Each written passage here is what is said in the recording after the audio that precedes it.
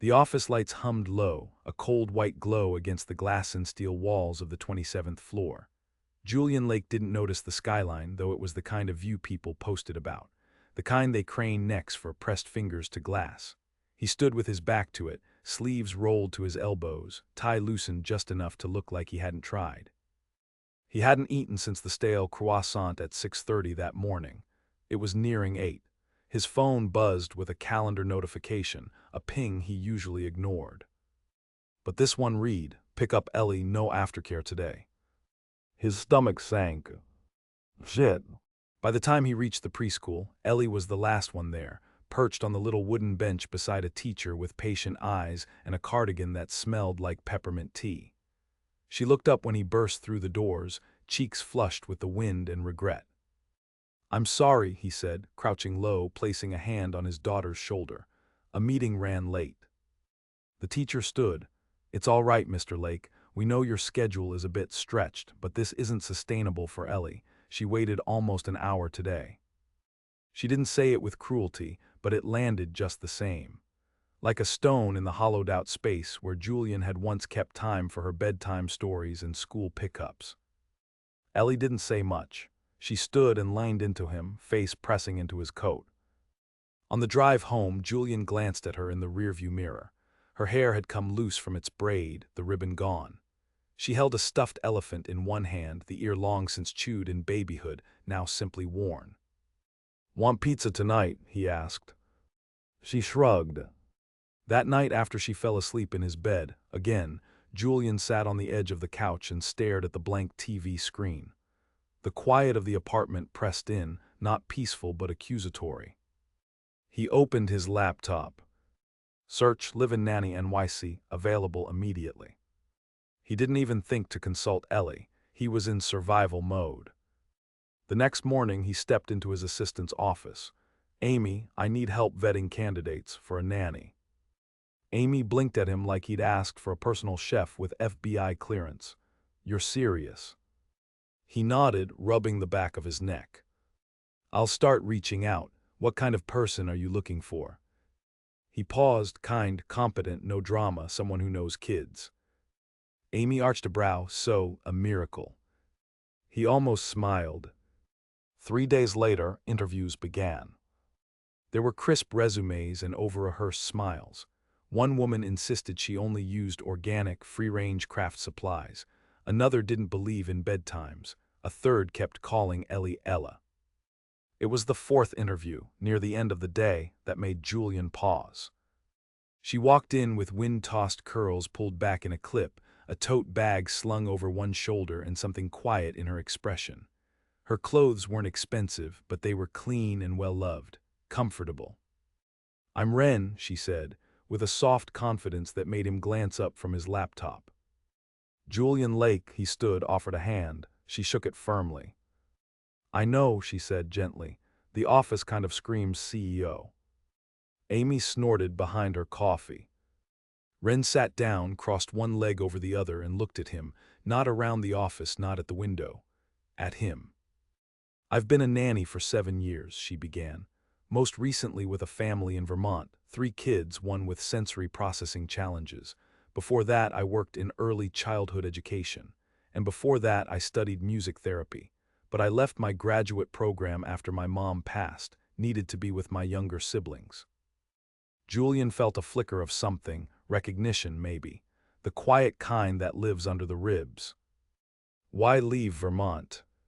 She folded her hands in her lap. The parents divorced, the mother moved overseas, and the kids went with her. It was time. He glanced at her resume again. "You'd be living in." "I'm okay with that." "It's long hours." She's 5, strong-willed, stubborn like her mother.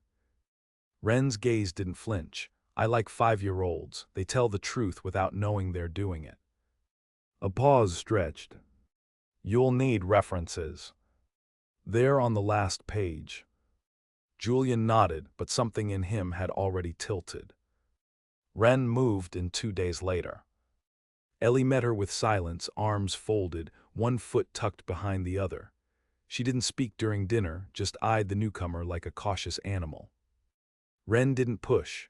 She just hummed while she chopped vegetables, a tune that wandered between lullaby and something older, like a song from a memory you couldn't quite name. That night Julian found them on the couch. Wren sat cross-legged, reading Where the Wild Things Are. Ellie leaned against her, barely breathing. He stood there unseen, listening. "Does she always sing?" he asked later, when Wren padded into the kitchen to rinse a mug. "Only when she's tired," Wren replied, setting it in the rack. "Music soothes her nervous system. I can show you if you want." He shook his head, then changed his mind. "Maybe sometime." The weeks blurred, but things shifted. Julian started arriving home before 7, not every night, but enough that Ellie noticed. Wren didn't lecture, she just made space, small ones for him to step into. She started leaving post-it notes in Ellie's lunchbox with jokes scribbled in bubble letters. Sometimes, Julian found them on the kitchen counter and laughed to himself. One night, Ellie had a nightmare. Julian woke to find Wren sitting on the edge of her bed, brushing fingers through his daughter's hair, singing something low and warm. He stood in the doorway, arms crossed, unsure what to do with the ache blooming in his chest. After a moment, Wren glanced up and caught his eye. She didn't stop singing. She just offered him a small, unspoken invitation to sit. He did. They stayed there until Ellie's breath evened out, slow and sure. Neither of them spoke when they left the room. But something changed that night. It wasn't romance, not yet. Just the beginning of it, the weightless hush between two chords waiting for the next note. Julian noticed the difference before he was ready to name it. The apartment began to feel lived in, not just functional. It was subtle. A stack of picture books appeared near the window seat, crayons in a tin cup on the kitchen counter, a watercolor painting of a wonky elephant taped to the fridge, Ellie's name signed backwards in the corner. And music, always in pieces. Hummed while Wren stirred oatmeal, soft and low while folding laundry, drifting in from the hallway like something accidental and meant at the same time.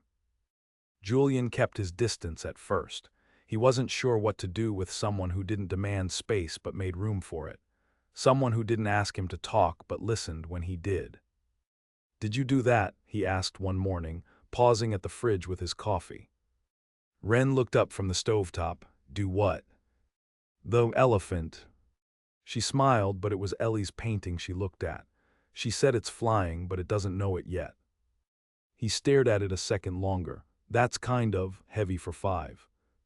"She's a thinker," Wren said, flipping a pancake. "She misses her mom in ways she can't explain, so she uses stories. It's common." He wanted to ask how she knew all this, how she got Ellie to say things he didn't even know she felt. But he didn't. Instead, he said, "You're good at this." Wren shrugged, brushing a curl behind her ear. "Kids want to be seen, that's all, it's not hard."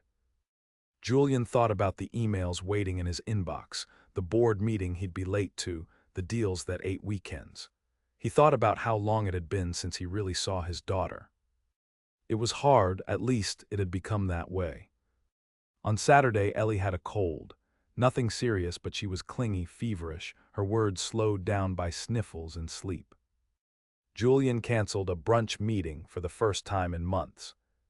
Wren made soup. Ellie asked him to stay in bed with her, so he did, laptop in his lap but barely touching it.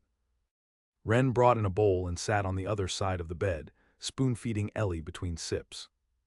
"Do you want to hear the balloon song?" Wren asked gently, brushing damp hair off Ellie's forehead. Ellie gave a half nod, eyes glassy. Wren sang. It wasn't fancy, something about a balloon that floated too high and learned to come down slowly, but it worked.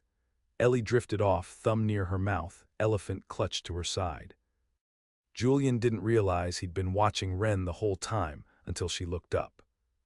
"What?" she asked. "You sing like you mean it."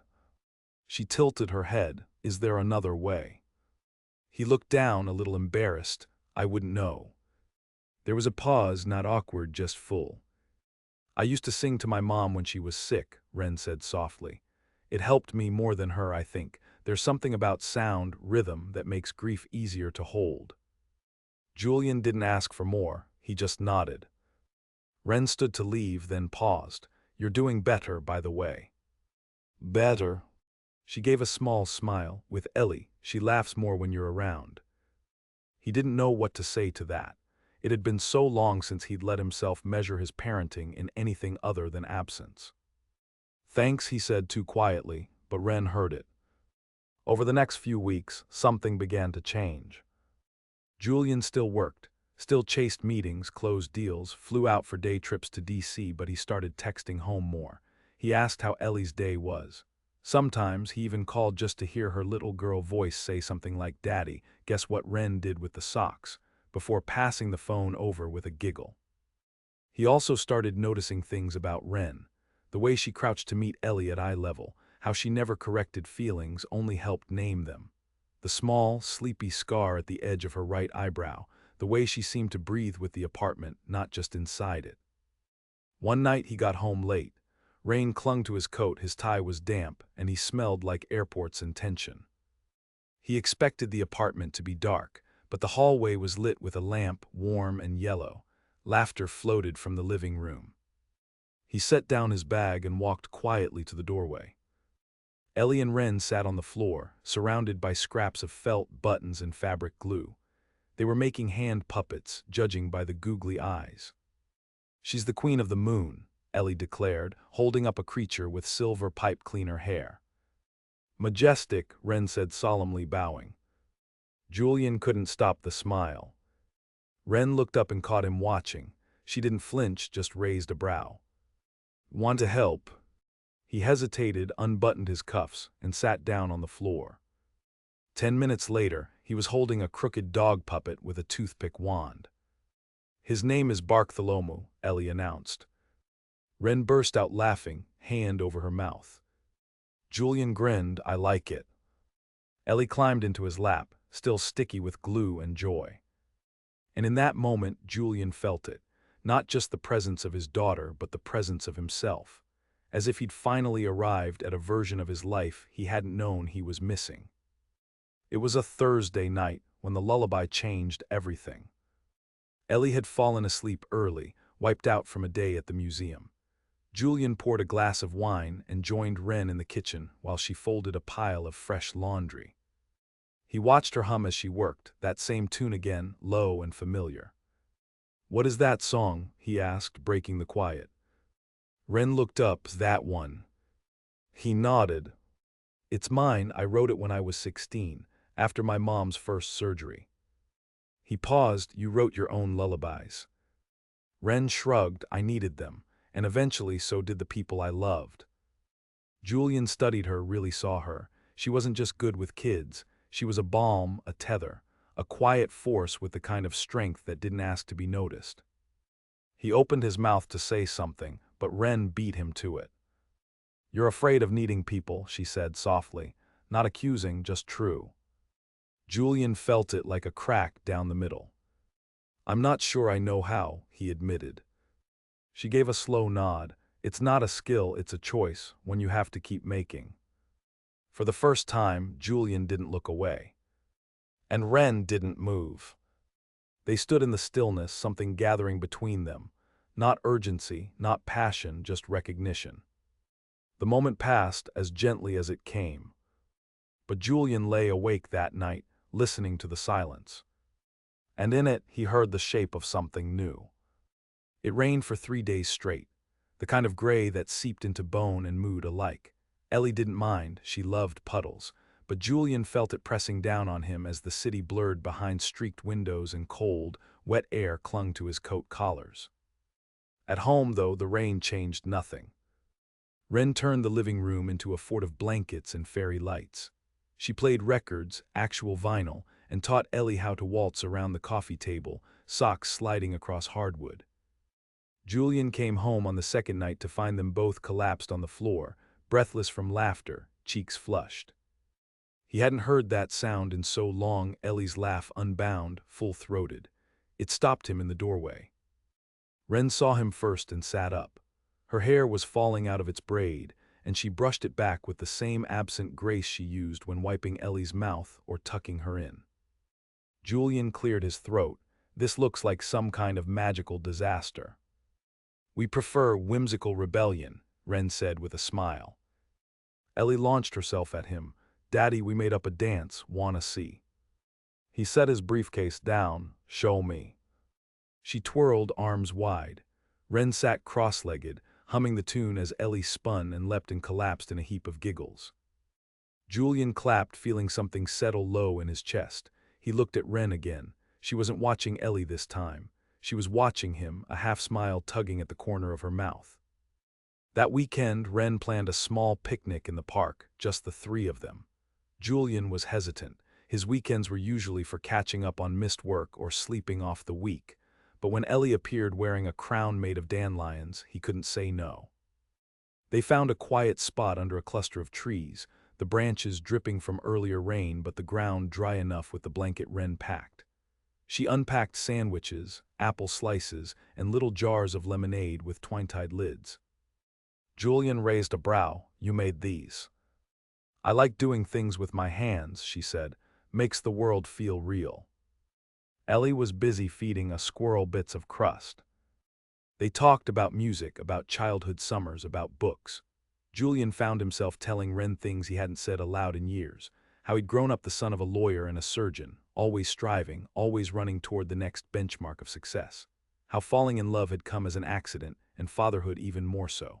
How grief had dismantled all his systems of control, and he'd simply buried himself in work rather than confront what he couldn't fix.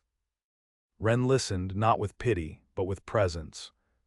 "I used to think grief was like a room I'd grow out of," she said, resting her elbows on her knees.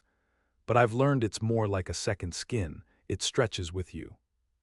Julian looked at her, and something cracked open. That night as they walked back to the car, Ellie fell asleep against his shoulder. Ren opened the door, careful not to wake her. Her hand brushed his as they adjusted Ellie's seatbelt. Just a second, barely a touch. But Julian felt it, like warmth where there hadn't been any. After that, things shifted again. More subtly this time, not in grand gestures but in the in-between moments. Julian started lingering in the mornings, pouring a second cup of coffee and leaning on the counter while Ren packed Ellie's lunch. He offered to take her to school when meetings allowed, just to see her wave from the steps and shout, "Bye, Daddy," with arms flailing like flags. Ren had a habit of tucking her feet beneath her on the couch when she read, a blanket always draped over her lap, no matter the weather. Julian found himself pausing in doorways to watch her and wondering how long it had been since his home had felt like one. One evening, Ellie had a sleepover at her friend Zoe. The apartment felt quiet in a way Julian wasn't used to. He poured 2 glasses of wine and brought one to Ren, who was curled on the couch, sketching in a little leather notebook. She looked up, "Thanks." He settled into the armchair across from her. "You draw." "Sometimes just quick things, shapes, memories." He gestured with his glass. "Can I see?" Ren hesitated, then turned the book so he could view it from across the coffee table. There were rough sketches, Ellie on a swing, the kitchen window at dusk, the curve of a sleeping child's face. Julian stared. "These are beautiful." She shrugged, suddenly shy. "They're for me." "Can I be honest?" he said. She looked up, eyebrows raised. "I don't remember what she looked like when she slept, her mom, not clearly. I remember the labor, the crying, the way she smelled when Ellie was born. But after she got sick, it all went fuzzy. I didn't even realize I'd forgotten until just now." Ren didn't speak. She didn't rush in to console or correct. She just met his gaze and held it. After a moment she asked, "Would you want me to sketch her from your memory?" He didn't answer, but the look he gave her was permission enough. The first time they kissed, it was late. Ellie had fallen asleep in Ren's lap after a day of back-to-back birthday parties. The apartment was dim, the only light coming from the kitchen under-cabinet strip that Ren had turned on out of habit. Julian moved to lift Ellie, but Ren stopped him with a soft shake of her head. "Let her stay." So he sat beside them. Ellie curled tighter, one hand gripping the edge of Ren's sweater. "You're not just a nanny," he said suddenly. Ren looked at him, still and unreadable. "You've given her something I couldn't, not just stability, joy, safety." "She already had you," Ren said softly. "She just needed room to be a child again." Julian exhaled. "You made that room." Their eyes held for a long moment. I'm trying to say thank you, he said. I know, she whispered. And then he kissed her. It wasn't planned, it wasn't desperate. It was slow and real and full of all the things they hadn't said in words. When they pulled apart, Ren didn't move away. She stayed close, forehead resting lightly against his. Julian whispered, I don't want to ruin this. You're not, she said. We're just in the middle of something, that's all. He nodded, you'll tell me if I misstep. Ren smiled, small and steady. I'll tell you and you'll listen. They both knew it wouldn't be simple. Love rarely was, especially the kind born of shared grief and healing, of lullabies sung to borrowed hearts. But it was real. And it was theirs. It didn't unravel overnight, what they were becoming. It took shape the way ivy clings to stone, slow and quiet, weaving its way into the cracks that had been left untended for too long. Mornings changed first. They had always been hectic, toast half-burnt, Julian tapping his watch, Ellie half-dressed and spinning in circles, but now they lingered more. Ren brewed the coffee before he reached for it. Julian packed Ellie's backpack without being asked. Sometimes Ellie would pad into the kitchen, hair a tangle, and climb into Ren's lap like it belonged to her. No one talked about what was happening, not directly. But it lived in the way Julian brushed Ren's shoulder when he passed her, in the way her eyes stayed on him a beat longer when he smiled. It lived in the quiet spaces they no longer tried to fill with apologies or distraction. But outside their small circle, the world remained fast and full of rules. Julian had a reputation, at least professionally. He was the type of CEO that took conference calls at midnight and made decisions that rattled markets, the kind of man who didn't let emotion override efficiency. So when word began to spread in his office that the nanny had moved in, and that she sometimes picked up his calls or appeared in the background during early Zooms, it didn't take long for curiosity to twist into opinion. Amy, his assistant, was the first to speak plainly. You know they're watching, right? She said one afternoon, arms crossed as she leaned on the doorframe. Julian looked up from his desk. Who?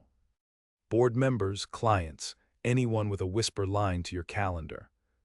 He closed his laptop slowly, and Amy sighed, walking in. And they're not saying anything yet, but they're wondering. There's always this fine line when you mix work with anything personal. Julian leaned back. She's not part of my work. Amy gave him a long look. You don't believe that? He didn't respond. Look, she continued, softer now. I've met her.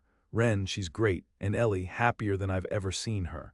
But you know how this world works, if it starts to look like you've lost focus. Julian looked past her toward the skyline. What if I have? What if that's not a bad thing? Amy blinked. Then I guess you've got to figure out how much you're willing to let go of.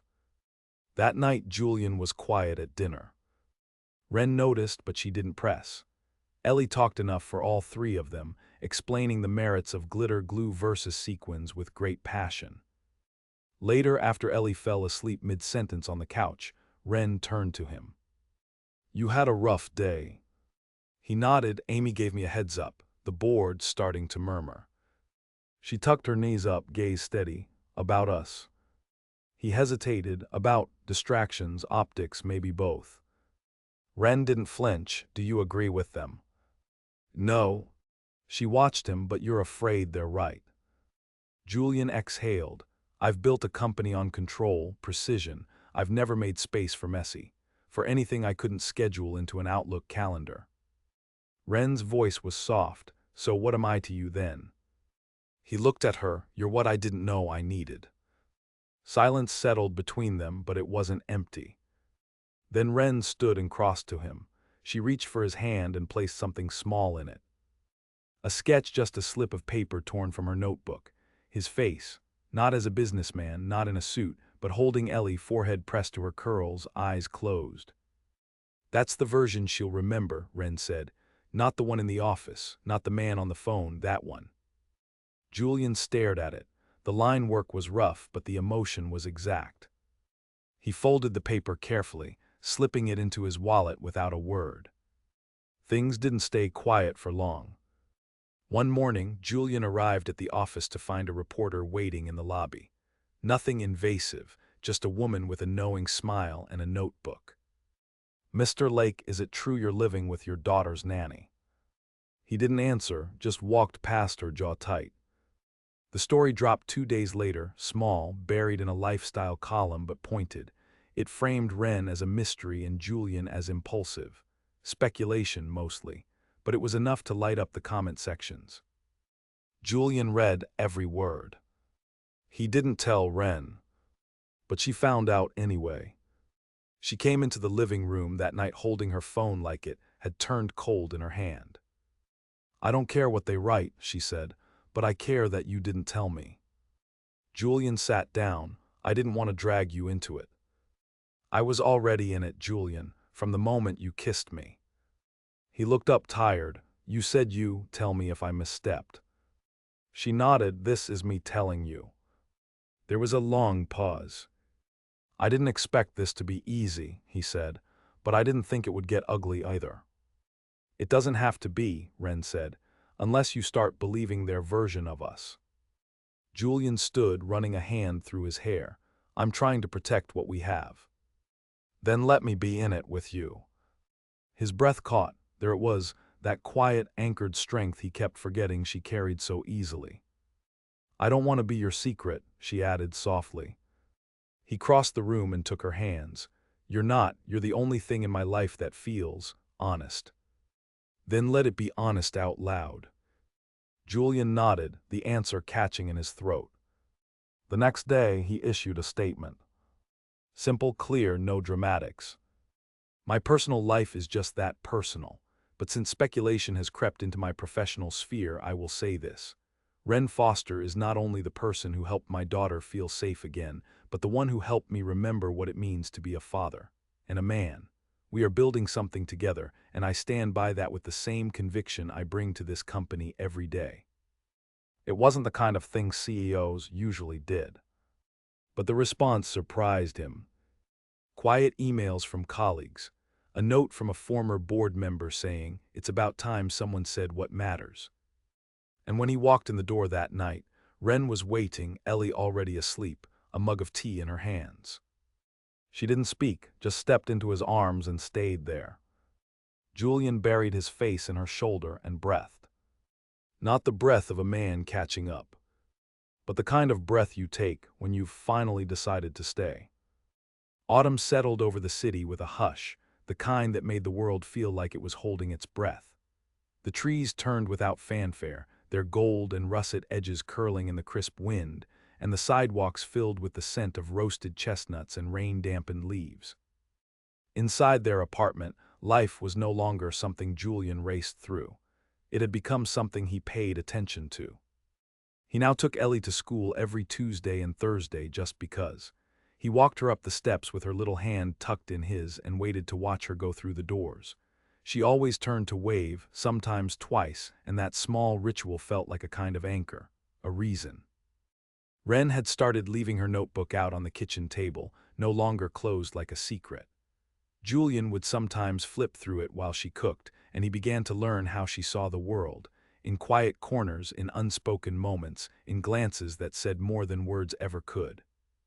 One night in early October, Julian returned home later than usual, though still before dinner. He stepped inside, shaking the rain off his coat, and paused. The apartment was dimly lit, warm, and smelled like cinnamon and roasted vegetables. Music played low strings, no lyrics. Wren was in the kitchen, barefoot, wearing one of his sweaters, something she'd started doing without asking, and he hadn't dared to mention it for fear it might stop. Ellie ran up to him, arms open, and he scooped her up without hesitation. "We made something special," she whispered in his ear, "but it's a surprise." He set her down. "I'm good at waiting." Wren turned, drying her hands. "Dinner in 15, but if you want to be part of the surprise, you should follow her." Julian arched a brow. What's going on? But Ellie was already tugging him down the hallway. She opened the door to what had once been the guest room, now half playroom, half study, and gestured dramatically.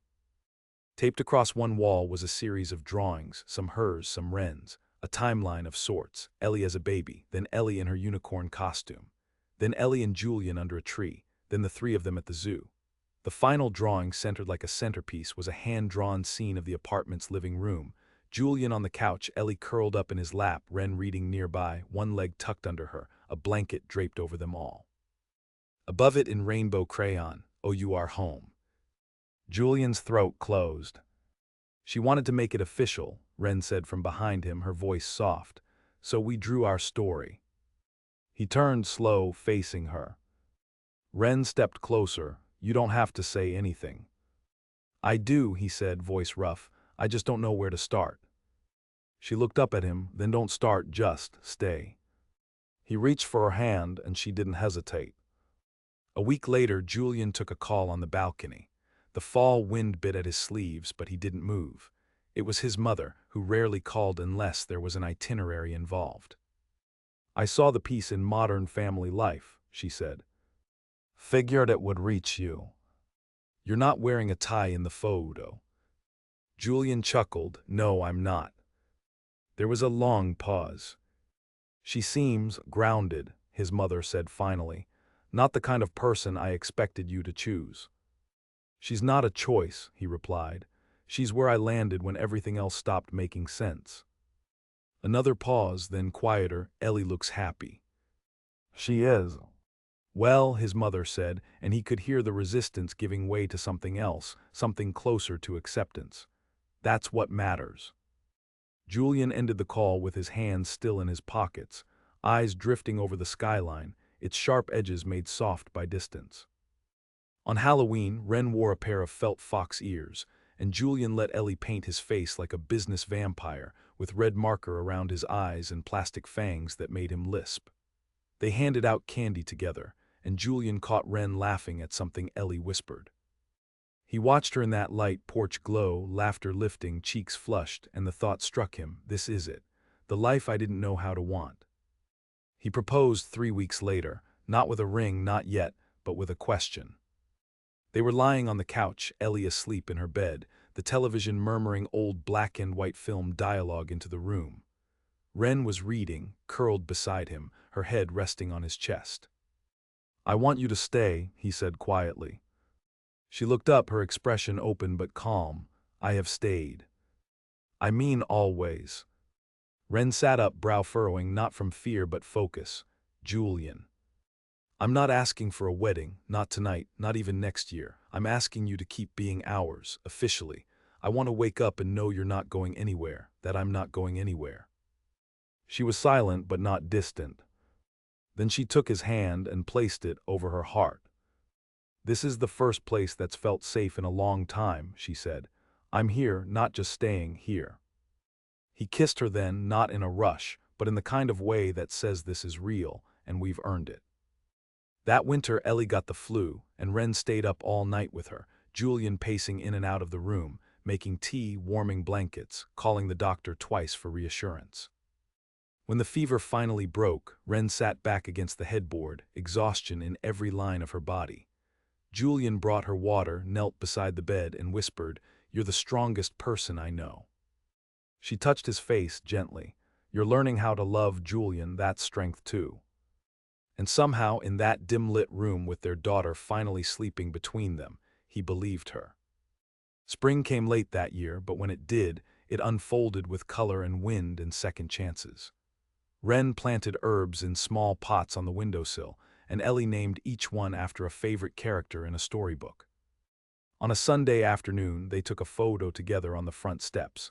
Nothing posed, just Ren laughing, Ellie perched on Julian's shoulders, his hand resting on Ren's knee. Amy framed it and placed it on his office shelf, without a word. Julian never moved it. He still worked long hours sometimes, still chased projects and made hard decisions. But every evening he could, he came home, to music in the hallway, to watercolor elephants on the fridge, to a lullaby drifting from down the hall, sung by the woman who had taught him how to be still, how to show up, how to build a life that didn't need to impress anyone outside it. They didn't talk much about beginnings anymore. They were busy living the middle.